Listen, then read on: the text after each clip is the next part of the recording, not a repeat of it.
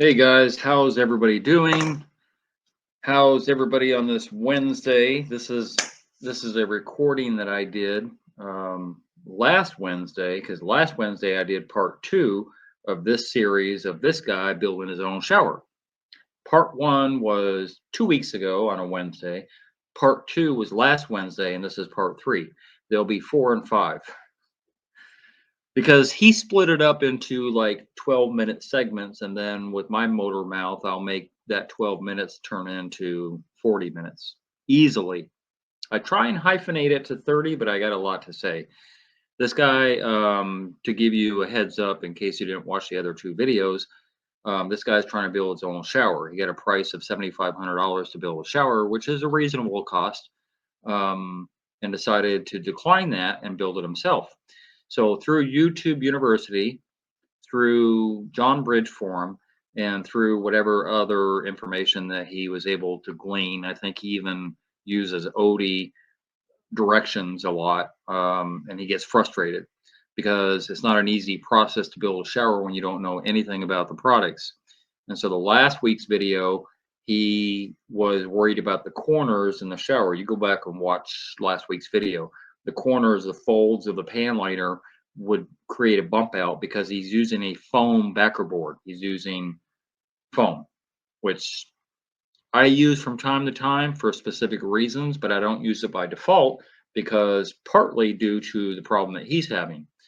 And then he tried to engineer a way to push those corners, push those corners away.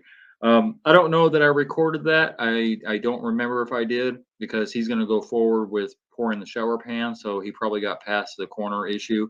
But if you watch the last video, he literally had a car jack and some pieces of scrap wood trying to push those corners back because of bump out. You've got three pieces of pan liner basically in the corner that you can't put the wall board to because of the bump out. And I went over that on the video and why that happens and how to overcome it and all that stuff. So you can watch that video if you want to. But I'm going to go forward showing him the next step, which is pouring the shower pan. He's entertaining in a funny kind of way because it was entertaining to me when I watched him try and build the shower and all the little hiccups and little mistakes that he made along the way. So I'm going to bring him up and let him continue on the process of doing his own shower. So for the next part of the shower installation, I'm going to install this little thing you're seeing that's black. It's called a Curb Perfect. It's actually made from the same people that made that pre-slope thing that I installed in the previous video. And the goal of this Curb Perfect is that it's going to go over the curb, as the name implies, and it's going to offer a perfect area for me to put, the dry pack on and then eventually tile over that. So you just have to kind of assemble it together. They will give you the screws that are needed to put it together. So in my case, I actually needed two pieces to do my full shower, which is 60 inches long. After that, you really have to be careful which way you install it because there's actually a built-in slope directly on top of it. So you have to make sure you follow the arrow that will show you the direction where the drain is supposed to be. But then after that, you will have to kind of, cut it because it's not going to fit perfectly over the curb. I mean, remember with the pre-slope, the distance on the back side of the curb is actually inconsistent. It actually varies with the slope. So it's going to be up to you to get that measurements. And then I found that the best way was just to use, a grinder with a cutting wheel, and that allowed me to kind of like cut this thing. I mean, it's just plastic, and so then you really get the cut you want.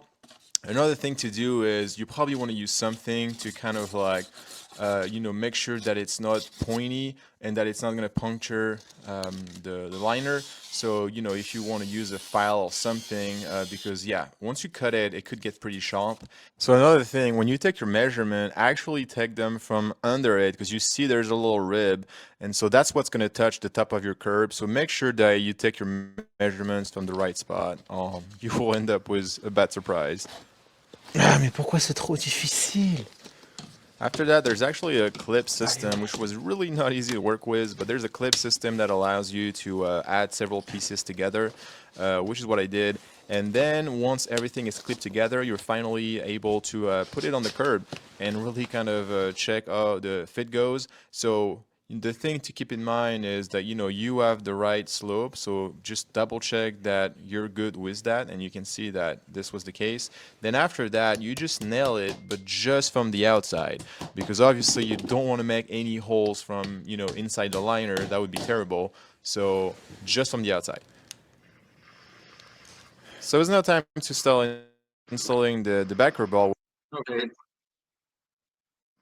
I'm going to let him continue on about how he's going to remediate these corners that is really throwing him for a loop in just a second. But I want to talk about the Pitch Perfect. The Pitch Perfect that he used in the first video, if you didn't see the first video, that was 2 Wednesdays ago. The Pitch Perfect has rails, and you can go watch that video if you want to. And those rails create a perfect pitch for not just your pre-slope, but also your mortar pan.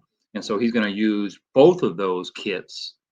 Well, he already did for the pre-slope, but he's going to use the other kit, which is Pitch Perfect, to get his mortar bed correct, to where he has the correct slope and all that stuff. And it's a great product, and I love Pitch Perfect. I've never used it because it came out long after I started doing my own shower pan, so I can do it by eye and levels and all that stuff. But if you're having an issue, if you've never done a shower pan before, I would highly suggest that a homeowner purchase that Pitch Perfect kit, because it will get you a perfect pitch down to your drain. And the plastic rails stay within. So there are sections, and depending on how many sections that you're going to have, each section gets filled in with mortar, and all the mortar gets screeded off the top, packed down, screeded off the top. Perfect idea. I love it. The Curb Perfect that he just was talking about, I don't like. It will get you a mortar curb, but the problem is they get married to the pan. Your curb is mortar and your pan is mortar, and now they're married together. So when, not if, when your mortar bed gets wet, because remember, he doesn't waterproof this shower at all that water, all that moisture that's inside of his pan is going to wick into that curb, which is also mortar, and up and around and ruin his subfloor because he has a wood subfloor. And even if he didn't have a wood subfloor, if he had a concrete floor, you would still see the outside of your tile grout lines be darker because it's got moisture coming up through the cement, the concrete that's below the tile, because that's what the mortar does. It just wicks up water and up and around. So I don't like the idea of using the Curb Perfect product unless you're going to waterproof the entirety of your shower, which you should do, and he's not going to. So that was a little explanation of what he just went through on that. So I'll let him continue on with his part here. Will actually go bald, but the issue is really those two corners where the liners were folded. As I mentioned in the previous video, I really had to find a way to work around that, so we'll definitely get into that in a little bit. For this shower, I'm gonna use go bald instead of like your typical cement backer bone. And you know why? Look, because of this. You can literally hold the sheet with one hand. Try doing that with a cement ball, and you let me know how that goes. And this is 100% waterproof, so we don't have to put any liquid waterproofing on top of it. So I don't know, I've never tried using this, but I think it's gonna be a lot easier. So yeah, I'm actually really excited to try the Go Bald. I've used Backer Bald in the past, and it's absolutely a mess to work with. It's extremely heavy, and then also cutting it, I mean, makes a lot of dust, and it's just a big mess altogether. I mean, the Go Bald stuff, you can literally just like, score it with a knife and break it. Wow. It's that easy. And so really, it really made my life a lot easier. So it was now just a matter of like taking my measurements, cutting it around my curb. But yeah, it really doesn't get any easier than that, I think. So there's also a reason why I decided to start with the side pieces before doing the back one. And I'll go over that in a little bit. But obviously the main thing is that the first ball need to be as level as possible. So it's okay to have shims, because all that stuff that I'm working on right now is going to be covered with another layer of dry pack. So this piece of go bolt is really going to be embedded in it, and so that's okay. But you know, putting a level on that thing, that's when I realized that really they were kicking out like crazy, again due to the folded liner that was kind of like pushing the ball out of the way. So I realized after the fact that I did use the wrong screws. Apparently the manufacturer makes their own screws, but they're not really available at Lowe's. And so when I ordered the Go Ball, they actually just added on these screws right here with my order, which is more for like backer ball. So yeah, I think the main difference is that the head is just a little smaller, so you have to be careful not to completely go through the ball. But anyway, I just ended up using them. Hopefully I won't have any problems. So here's the deal. I put my measure tape and here it was. I had 58.5 inches at the top and only 57.5 at the bottom. So I pretty much have half an inch kicking out on each side, which is absolutely a lot. And so I was thinking like, well, how can I try and address that? And the best thing I could come up with was, well, what if I use some sort of like jack to try and push the balls? I mean, not breaking them, but at least push them out of the way as much as I can before I install the one that's going to be on the back wall. Would that work? Can that be a solution? I don't know. So let's see what happens. Let's just put something. So despite my best effort, nothing happened. And so I quickly realized that actually a bottle jack does not work when it's laying down. It only works when it's standing up. So, well, I had to kind of rethink my plan. And so the best second idea I came up with was to use a car jack. Yeah, I just went to the back of my car and grabbed a car jack. That's what I was going to use. Okay. And this is why I said that his videos are entertaining, if nothing else, because they're not teaching anything. They're entertainment, but they're not teaching anything. As I explained on my last video last Wednesday, backer board, no matter what the backer board is going to have a bump out because you have 3 layers. Basically, you have your pan liner resting up against the wall. Then you have the fold, which is double, right? When you fold it hospital corner, now you've got 3 pieces of liner on both sides. That begets his half-inch discrepancy. But as tile guys, we already know that. So for that little bit of bump out that you have down here, not the rest of the wall, but down here, we just go along with the program. It's not a big deal. You put a little less thin set on this side than you do in the center. A little less thin set, a little less thin set, and a little bit more in the center. So the bump out doesn't matter. Now, would the tile necessarily matter? Not really, because remember your pan liner only goes up about maybe 6-7 inches, right? So 6-7 inches of bump out, and then the rest of it is all flush and all that stuff. It's not a big deal. It really isn't. That little half inch that he's talking about is going to be divided by 2, and then it becomes a 1/4 inch on both sides, and it's not a big deal. But he's going through a lot of effort to get these walls flat and plumb and all that stuff with a jack. Over engineering a job, I understand from a homeowner, from a DIYer, because they've never done this work before. But had he ever done a shower before, I don't know. It's a little crazy. And I mean, at least that worked. Oh yeah. Yeah, we're at 58 now. That's much, much better. I mean, I don't think I'm gonna be able to get a lot more than this. Yeah, see, we're almost plumb. So with my little trick, it looks like I won, a 1/4 of an inch on each side, which was great. So then I was able to actually fasten the balls, but make sure to not put any screws all the way at the bottom because that's where the liner is and you don't want to puncture it. Then after that, I could finally get my rear bolt. And so obviously, the goal is to make it as snug as possible, even though I had to make adjustment just so that it would be super tight in there and, it would obviously not move, because I don't want the side one to move back once I remove, the jack. Okay, that was interesting too that he mentioned that because we always do the back wall first, right? We always do the back wall first, and then we do the right and left wall. But what he said was interesting because once he removes his jack, then those boards are going to want to, what's the opposite of compress? Depress. Those boards, that half inch that he got could go back to where it was, right? if he didn't put that rigid piece of board on the back. So I understand why he did that, but ooh, that's a lot of thinking to try and get a wall flat and flush and plumb and level and all that stuff where it's just not going to happen down at the bottom. I guarantee when everything is said and done, as much work as he went through, he's still going to have a little bit of bump out. Let's do a few checks. That's pretty good.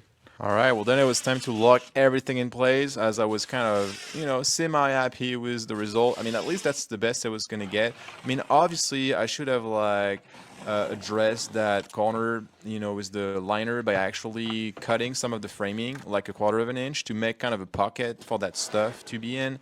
But again, it was way too late for me, and I also had the IntelliPlus over the wall, so it was just not gonna happen. But anyway, if you watch this video, definitely make sure that you cut your framing to allow for more space for that liner to fold, and then you won't have to deal with all the the stupidity that I have to go through right now. But as far as the fastener, I put them obviously directly on the stud at 8 inches on center. I think that's what the manufacturer said, I believe. Ah la la. Water line here. Waterline. Non, mais c'est pas possible, putain, 3 fois de suite.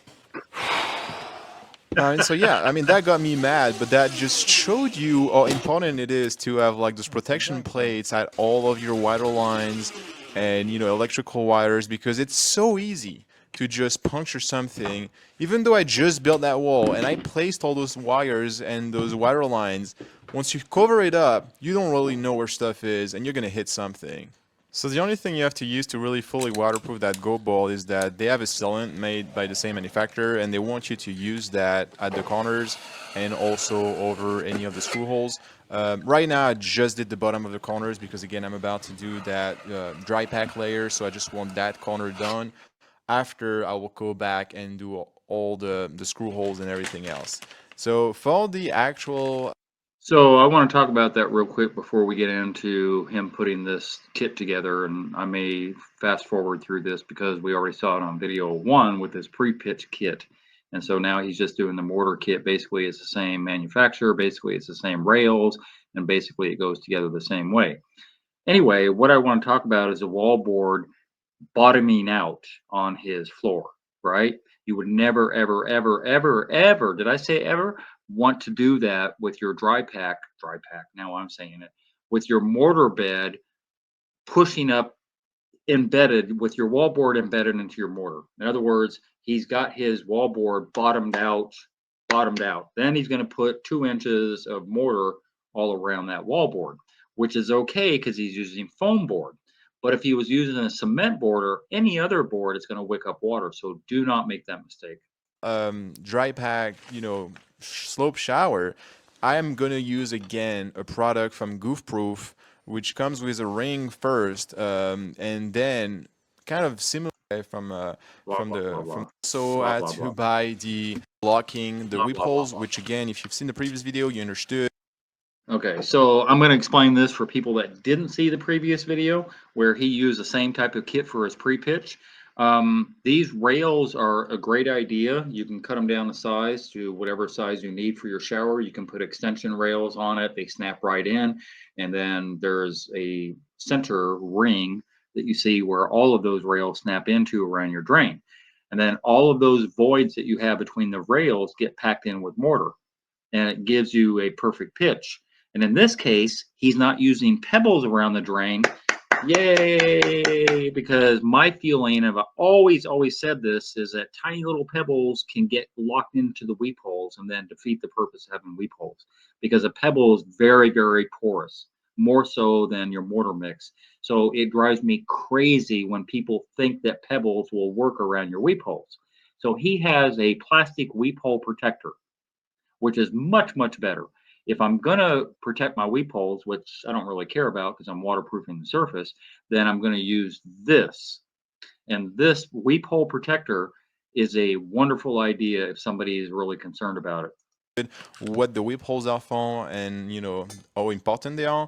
After that, you can kind of screw in the last piece of the drain assembly, and will be fine, and the towel will be a little bit taller than the drain, and so you won't have any water puddling and you will be good.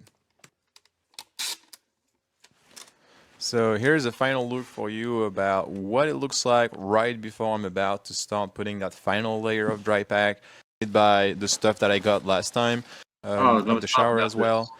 And so now here I was ready to start again doing another layer of dry pack. This time I used a different brand of mix because I was so disappointed by the stuff that I got last time. So Okay, disappointed by the stuff you got last time. So if you saw the previous video, and you can go back on my channel and watch the previous video, I think it was video number 1 maybe, that he did the pre-slope. So he used Satcrete. Satcrete is sold at Lowe's, and I love, love, love Satcrete. Satcrete sand mix is what it's called, and it works exactly the way that it's a feel that you have for different mortar. And so what he's using now is Quickcrete. It's sold at Home Depot. And when I first started doing shower pans, that's exactly the product that I used. But I realized after I used Satcrete one time that it's much, much easier to manipulate and do all the things I want to do with the mortar pan. So I always, always, always get Satcrete if I can. I'll make a special trip to Lowe's just to get Satcrete. So he had a bad experience with Satcrete. I don't know how, but he had a bad experience. So now he's going to Quickcrete, which is kind of back-assward. Like most people that work with Quickcrete would go to Satcrete, like I did, and he's doing the other way around. But watch this. This gets very interesting. This gets very interesting. I got something to say about it. I got a sand mix from Quickcrete, which again is already a mix of sand and cement, but this time actually based on the forum. I mean, again, I don't know if they're expert, but they were mentioning that typically when you buy the sand mix from the store, there's too much cement, not enough sand. So they Okay, so when he's talking about the forum, he's talking about John Bridge Forum, and I mentioned it a couple times already. John Bridge, I don't know who he is. He did tile back in the 80s, and he has some type of forum online, and I've been on it before, and it's a bunch of little childish. If you've ever been on any type of forum before, they get out of hand and they get snipey and they get, kind of smart ass type of comments and all that stuff that are made. And I don't like John Bridge Forum. So he had gone to John Bridge to figure out what was wrong with his mortar, and they're telling him that, especially with this mortar, apparently there's too much cement product. So he's adding a whole bag of sand. And so let me kind of break this down a little bit. Let me come up on camera. When they talk about doing a dry pack with a water in, water out system, water comes into your grout lines, into your mortar pan, and it goes down this pre-slope into the weep holes and it exits out. The only way that could really happen well is to have a little more space between your aggregate. And your aggregate is your sand. So they want a little bit more space so the water is able to seep through your mortar pan easier than if it was packed down really solid. And so that's the only reason I could think of that he's adding an extra bag of sand to his mortar mix, because it makes no sense otherwise. I have used Satcrete dozens and hundreds of times, and sorry, Quickcrete dozens and hundreds of times, dozens of hundreds, and I've never had a problem with it. But then again, I don't do the water in, water out system. So the whole idea of a dry pack is that you don't add a lot of water and you don't pack it down really hard, and that you use more aggregate than you would cement, meaning that he's using way too much sand, in my opinion. In fact, for him to even do that is kind of ridiculous. I understand the reason why, and I understand why the people on John Bridge Forum told him that it's too rich of a material, that he needs to add more sand, but I disagree with it. Because at the end of the day, he should have waterproofed the entirety of the shower. So therefore, your dry pack and the aggregate and all those details don't matter anymore. It's irrelevant. But it's entertaining. It's still entertaining. pretty much want you to add more sand. So I use the calculator that I'm just showing you right here, and that tells you based on the size of your shower how much sand you need to add to the actual sand mix you got from the store.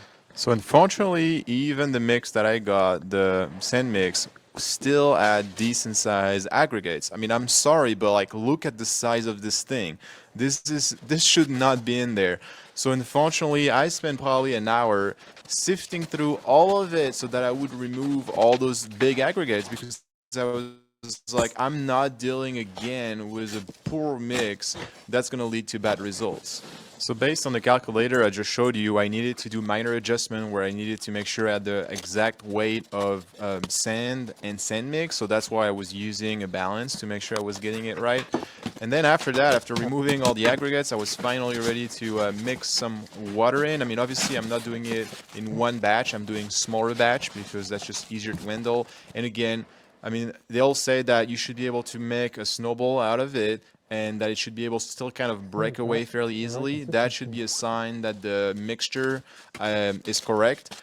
Because, yeah, There's no way that you can justify how much water is going to make that snowball into your mortar mix. There's no way.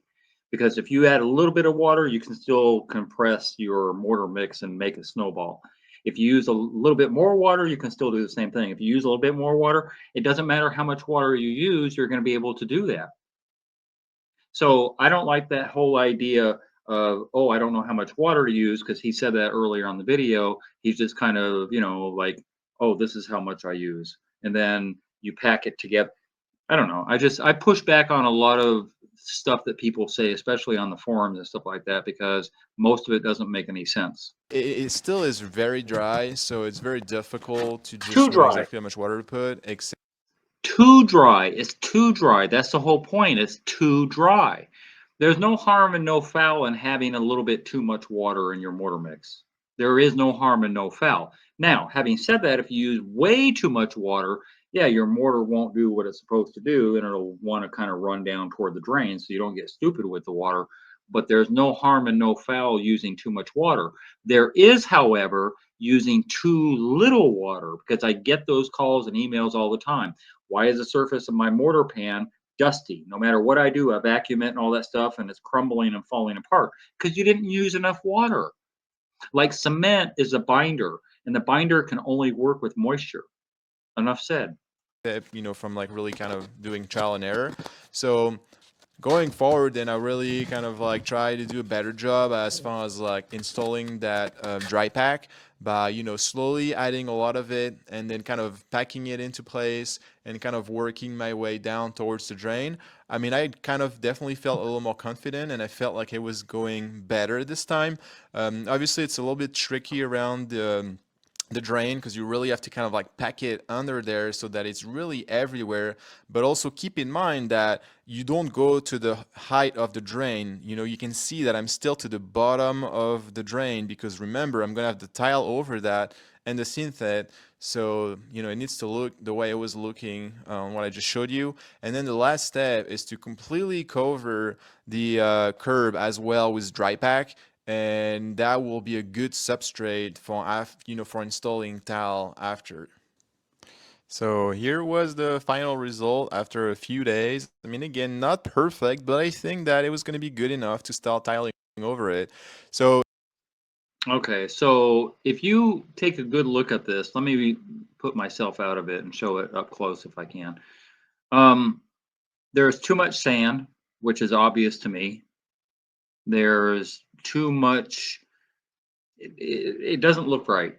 It doesn't look right. There's not enough water. There's too much sand. Like, will it work? Yeah. If it dries solid and all that stuff, he's good to go. Here's the problem that I have with what he's doing. And I said earlier that he over engineered a lot of stuff, but didn't use common sense and didn't use critical thinking and didn't think like water. So, on one hand, he's using a foam backer board, which is okay. I don't have a big need or necessity or use for a foam backer board. I really don't. I use it rarely and for specific reasons because he doesn't want water to get through the walls. And then he used their proprietary caulking, which I disagree with. I think silicone will work just as good. Doesn't really matter. Um, but then the fatal mistake that he makes is he does a dry pack, quote unquote, a dry pack, a mortar bed that is attached to his curb material. So both the mortar for the curb and the mortar for his shower pan are married. And once his shower pan gets wet, it's going to go up and over the curb and onto that subfloor, which you see is wood. And I think it's OSB too. Yeah, it's OSB. So he's ruined his wood outside of a shower in the future, and possibly even ruin those side, what do you call it? The studs that are to the left and the right of the curb.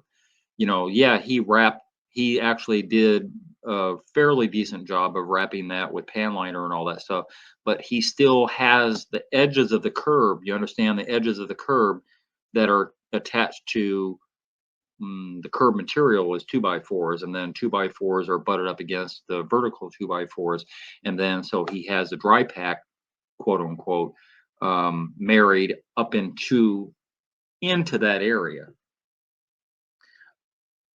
This isn't something that I'm guessing. This is something that I see time and time and again. When people are trying to do brick curbs, or they're trying to do concrete curbs of some sort, where they put in boards on the front and the inside and all that stuff, and they pour concrete inside. We can huff and puff and blow this house. No, you can't, because it's a concrete curb or it's a brick curb, but it still fails because you've married that concrete or that brick to your mortar pan, and your mortar pan gets wet, right?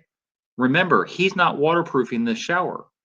So if all he did going forward was put a couple of coats of Red Guard, Aqua Defense, Hydroban, or something on all of this cement material you see, then it's good. It's good to go. I don't have a problem with it, but he doesn't do that. And this is where the failure happens. And this is why you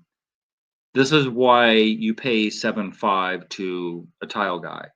So you're not having those mistakes being made, those simple mistakes, because he makes sure his walls are waterproof, which never fail. But the thing that fails the most, there's no attention to that at all whatsoever. I think this is the end of the video too. In the next video, we're actually going to talk. Yeah, now he's talking about plumbing and stuff like that, because he's building a cabin. So I'm not going to get on. Let me take him off of here. I'm not going to get on about the rest of his video. That is video number 3. Number 4 and 5 is the actual tile portion. And there's a few things I can say about his tiling technique, and some of the things that he did kind of wonky. But the main reason that I want to do this series, and I'm sorry it ended up being a series that, combined is a couple hours long, is because of some of those simple mistakes, like I just mentioned. The simple mistake of marrying that curb to your mortar pan and not waterproofing is a recipe for a failure. And 5 years from now, what's going to happen? He's going to have, if the adjoining room, a closet or a room or something has carpet, he's going to have wet carpet on the other side. Or he's going to have sheetrock that has got mold and mildew on it, and he's going to try, oh, what happened? Why do I have mold and mildew right outside of my shower? Because you've made it possible for all that water to whip from your mortar pan outside of your shower by marrying the two together, your curb to your mortar pan, and not waterproofing. But anyway, that's all I got to say. Ooh, I did good on this one. 30 minutes, 30 something minutes. Anyway, next Wednesday will be part 4. And then the Wednesday after that will be part 5. So stay tuned for those, and hope you guys learned something. I'm not trying to be too hard on him, but I wish he had done a little bit more due diligence. I wish he had gone through YouTube University a little bit more, and not so much on John Bridge, because John Bridge will send you in 15 different directions. Well, YouTube will also, but that's where the common sense and the critical thinking kick in. I'm just saying. Anyway, have the rest of the good week, the 2 days that are left of it, and we'll see you next Wednesday for part 4, right? Yeah, part 4. Hey, if you enjoyed that video and you learned something, consider being a Patreon member. $5, $10, $15 a month would help me greatly produce more videos. I make nothing from YouTube at all. If you're going to call me for advice, please donate $50 for 30 minutes. My link to my PayPal and my Patreon account is down below. And if you haven't already, hit the subscribe button and hit the bell so you get immediate notifications as soon as I post videos. And thank you very much for your support.